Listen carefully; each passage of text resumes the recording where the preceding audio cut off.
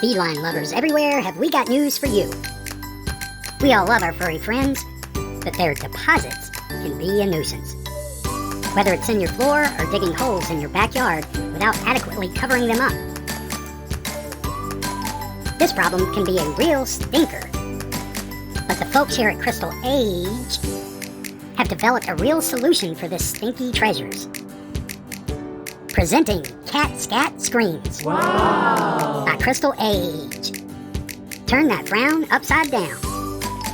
Through minutes of research, we've developed a way to utilize your cat scat and mix it with Lowe's black exterior paint to present the pinnacle in screen technology.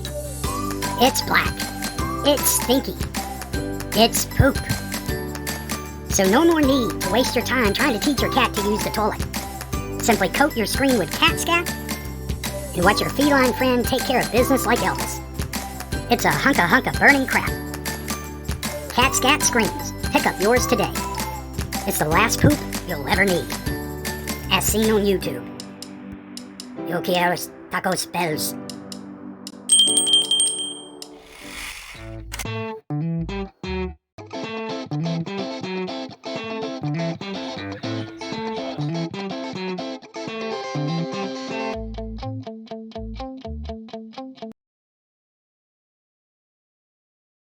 Hey folks, Danny here at PARTAY. So I'm going to try to zip through this as quickly as possible, but I want to have a little fun with it too. So just the other morning, I think it was Saturday morning, my son was getting married that afternoon. I'd come outside with my cup of coffee, sat down, and started looking through some YouTube videos, and what did I see? Kenneth Bird put out a video telling everybody why I was delusional. Now, Ken, that was my secret. You're not supposed to share that with anybody. But really, I'm delusional. That's some funny stuff. I watched that video and I laughed. As a matter of fact, I laughed so hard at one time, Kelly came by the back door because she thought I was talking to somebody. But when you do that little, it cracks me up every time, man. I had a babysitter who used to take me to church with her on Wednesday nights. And she would make that sound every time somebody came into the room she didn't like. It was the same little. But anyway, so I'm delusional, and you got everything right? Everything I've ever shown has been a lie. But I look at your video, and you're showing a washed out image of my image on a white wall.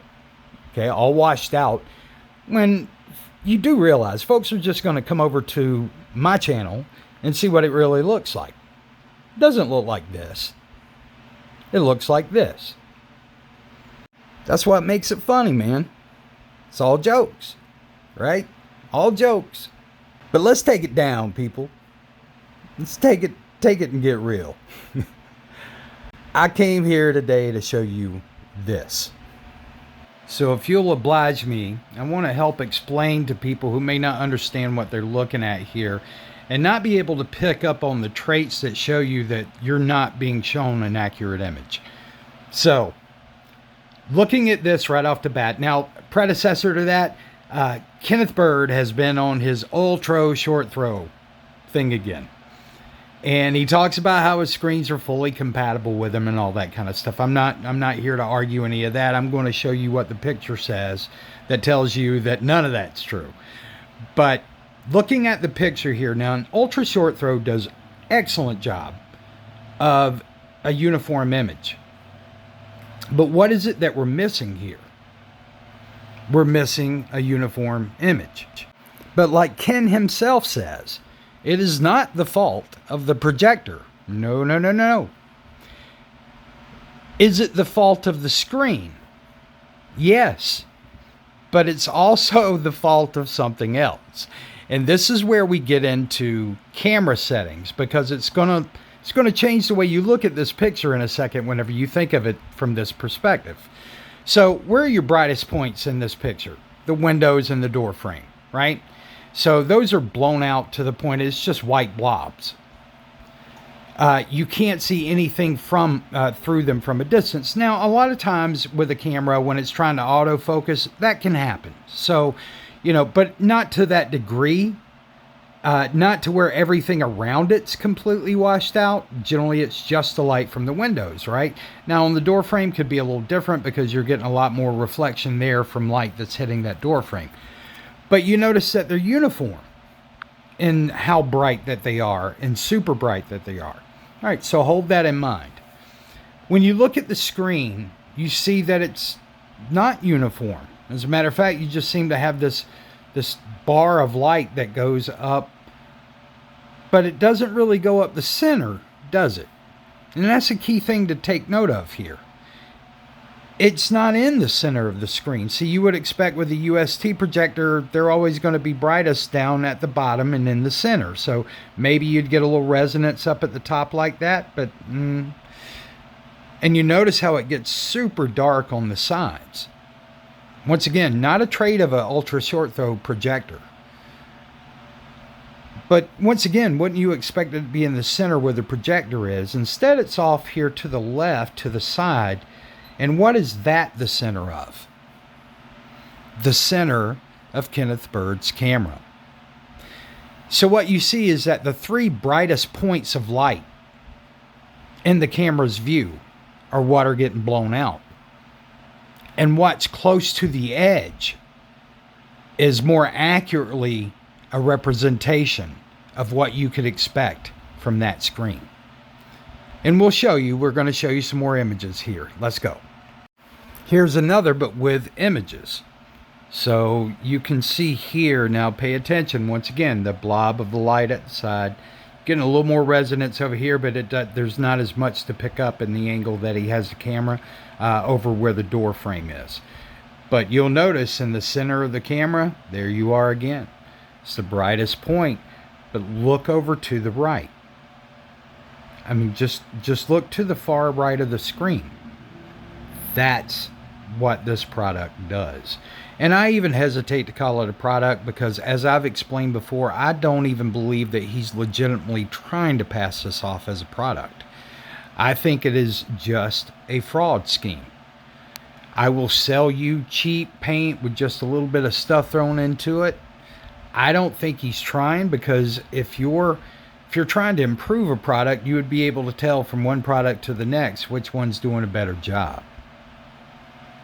Now, there's a long history with this guy going back, for years. He likes to talk about how he's been out there for 12 years. Let me show you some more photos. Oh, and before I move on, notice that the ceiling's the same way, right? Brighter in the center and darker on your edges. Boom, boom. And here's a side angle view. Completely unaltered, just a snapshot on the phone from his video. And you can see just how dark this stuff really is, right? But it's all tricks in the camera. All tricks in the camera. That's what all of this boils down to. Tricks of camera inside, tricks of camera whenever it gets twilight outside. And because you see when he tries to do something midday, what you get is something where you see a spot about a diameter of about 4 inches that you can make out something. It's like if you were watching Batman, there's Batman's foot. And that's all you would be able to see. There's just no technology that even comes close to what he claims this stuff does.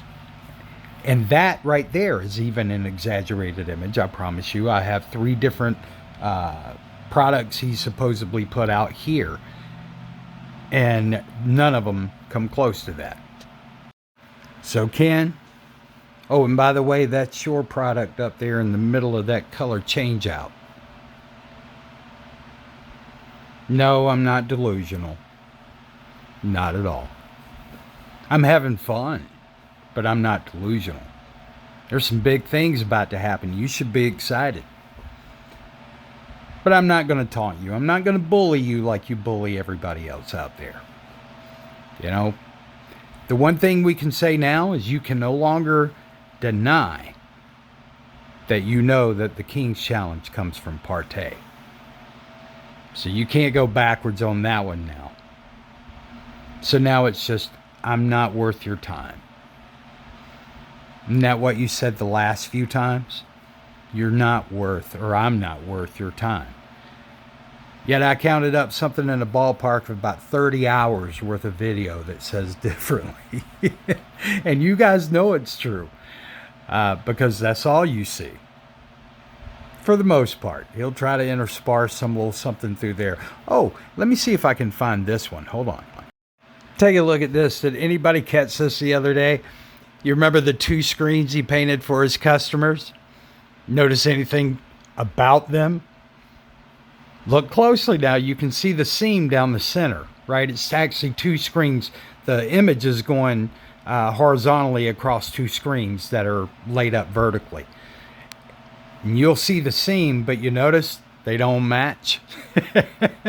Painted from the same container of paint, and yet these 2 screens do not match. Is that not hilarious or what?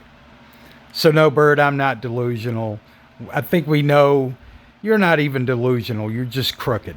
That's all it boils down to. You're crooked. You'll always be crooked, but fun's coming your way, son. So you guys take care, and we will talk to you soon. Oh, I want to leave you with this little image too. Hold on.